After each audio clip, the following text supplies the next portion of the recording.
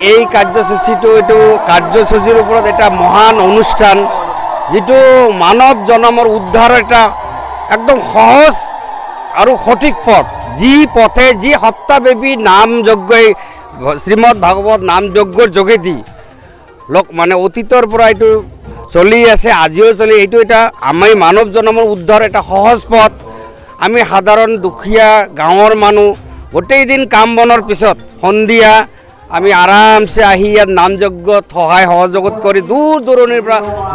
আমাৰ অসমৰ পাৰ হৈ সিপাৰ পৰা পশ্চিমবংগৰ পৰা অজস্ৰ ভক্তগণ আহিছে আমি সিহঁতৰ প্ৰতি পুৰা কৃতজ্ঞ আৰু এই দল আগন্তুক দিনত আৰু বাঢ়িব বুলি আমাৰ পুৰা বিশ্বাস আৰু এই ভগৱত অনুষ্ঠানেৰ যোগেদি সবৰে উদ্ধাৰে এটা সহজ পথ আমি একত্ৰিতভাবে এই অনুষ্ঠানক আৰু যিমান পাৰোঁ জাকজমক কৰিবলৈ আগুৱাই আহি আছোঁ আৰু লগতে মই এই কুমুটি এই অনুষ্ঠানৰ জৰিয়তে মই চৰকাৰৰ এটা বিশেষ অনুৰোধ এই মহান অনুষ্ঠানখন যদি চৰকাৰৰ তৰফৰ পৰা আমি সহায় সহযোগিতা আমাৰ আধৰুৱা এটা মন্দিৰ আধৰুৱা কাম হৈ আছে চৰকাৰে যদি আমাক এই অনুষ্ঠানৰ প্ৰতি লক্ষ্য ৰাখি এই মহান অনুষ্ঠানৰ প্ৰতি লক্ষ্য বৃহৎ অঞ্চল মিলি এই যিটো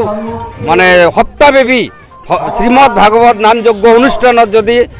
আমি যিখিনি ৰাইজৰ সঁহাৰি পাইছোঁ আমি যদি চৰকাৰীভাৱে যদি এই আমাৰ মানে যুগল কিশোৰ হৰি মন্দিৰ যদি মানে পূৰ্ণ বা কমপ্লিট কৰাৰ কাৰণে যদি আমি চৰকাৰৰ পৰা সহায় সহযোগিতা পাইছোঁ আপোনাৰ এই চেনেলৰ জৰিয়তে মই বিশেষ কৰি আমাৰ বৰ্তমান মাননীয় মুখ্যমন্ত্ৰী শ্ৰীযুত মানে ডক্টৰ হিমন্ত বিশ্ব ডাঙৰীয়াক মই আহ্বান সকলৰ হৈ ৰাইজৰ হৈ এই কুমুটিৰ হৈ মন্দিৰ কুমুটিৰ হৈ আহ্বান কৰোঁ যাতে আজিৰ তাৰিখত এই মন্দিৰৰ প্ৰতি সিহঁতে অলপ নজৰ ৰাখে আমাৰ স্থানীয় নেতা বা মন্ত্ৰীৰ জৰিয়তে মই আপটো মুখ্যমন্ত্ৰীলৈ এইটোৱে আহ্বান কৰোঁ ৰাইজৰ হৈ যাতে আমাৰ এই অনুষ্ঠানক অহা দিনত ইয়াতকৈ আৰু বৃহৎ আকাৰত লক্ষ লক্ষ ভক্ত দি এই অনুষ্ঠানটো হয় এর কারণে মই সবরে হই এটা হরিনাম ধ্বনি দিব জয় জয় রাধা কৃষ্ণ পরমানন্দ হরি হরি বলো এই মোর কব লগা আৰু একো নাই এই নাম যজ্ঞখন অহা দিনত আৰু অধিক উজ্জ্বল আৰু অগণন ভক্তই যদি এনেকৈ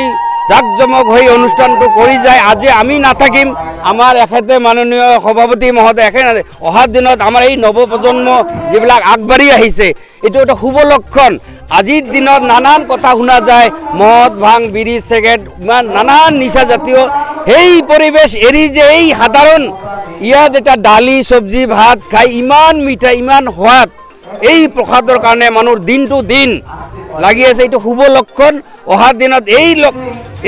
লক্ষণটো যাতে আৰু এই সৰু সৰু কণ কণ কেঁচুৱাই যে চাওক সিহঁতো আগবাঢ়ি আহিছে এইটো শুভ লক্ষণ এই লক্ষণটোৰ প্ৰতি আমি লক্ষ্য ৰাখি চবেই একমত হৈ একগোট হৈ এই অনুষ্ঠানক অহা দিনত আৰু জাকজমক কৰিম বুলি এইখিনি কৈ মোৰ বক্তব্য সামৰণি আমাৰ আজি প্ৰায় 7 দিনীয়া প্ৰগ্ৰামৰ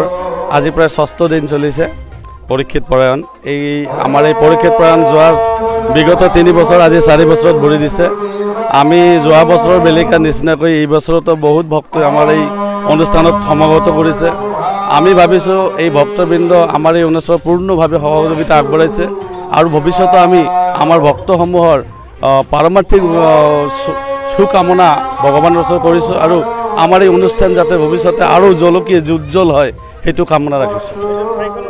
2 নম্বৰ মাটিয়াপাৰা যুগল কিশোৰ হৰি মন্দিৰ আমি এই এতটা আঞ্চলিকৰ 10খন 11খন গাঁও আছোঁ ইয়াৰ গোটেইবিলাক মিলি আমাৰ এই অনুষ্ঠানখন পতা হৈছে আৰু ইয়াৰ মোটামুটি ধৰক ইফালে 30 কিলোমিটাৰ ডিষ্টেঞ্চৰ চাৰিওফালৰ পৰা ভক্ত ইয়াত আহি সমাবেত হয় এটা বাহিৰত ৱেষ্ট বেংগলৰ পৰা আহে আমাৰ ইয়াত বহুত গাড়ী মটৰ বহুত আহিছে টোটো টেম্পো এনেকুৱা বহুত গাড়ীৰে যান বাহনেৰে আহিছিল বহুত ভক্তে বহুত ঠাইৰ পৰা পাঠক আমাৰ যোৱাকালি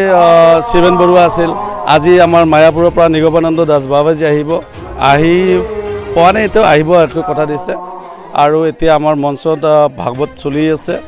আৰু অহাকালিও আহিব ৱেষ্ট বেংগলৰ পৰা দূৰৰ দূৰৰ পৰা ভাগৱতী পৰিৱেশন কৰে আৰু আজি মোৰ 6th দিন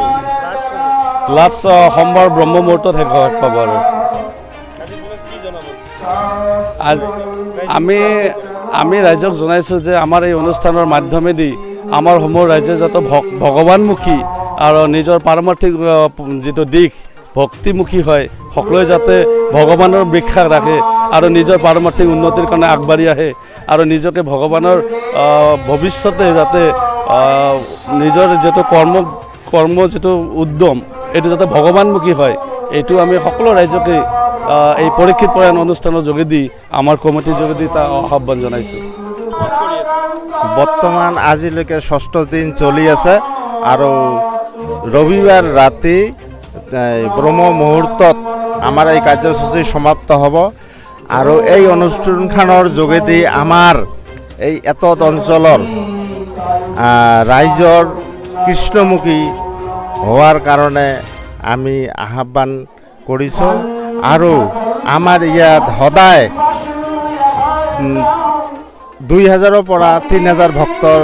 সমাগম ঘটে আৰু চলি আছে, চলি থাকিব মোটামুটি সোমবাৰ ব্ৰহ্ম মুহূৰ্ত লৈ।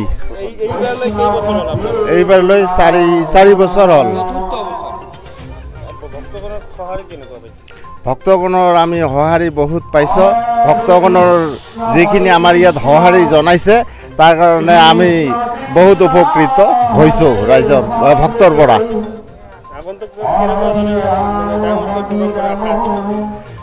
আমি ভক্তগণৰ সঁহাৰি জনোৱাৰ কাৰণে আৰু যেনেকৈ জনাই আছে ভৱিষ্যতে জনাই থাকিব বুলি আৰু অনুষ্ঠানখন আমি ডাঙৰকৈ বা ভালকৈ সুন্দৰকৈ কৰিম বুলি আশা কৰি আছোঁ।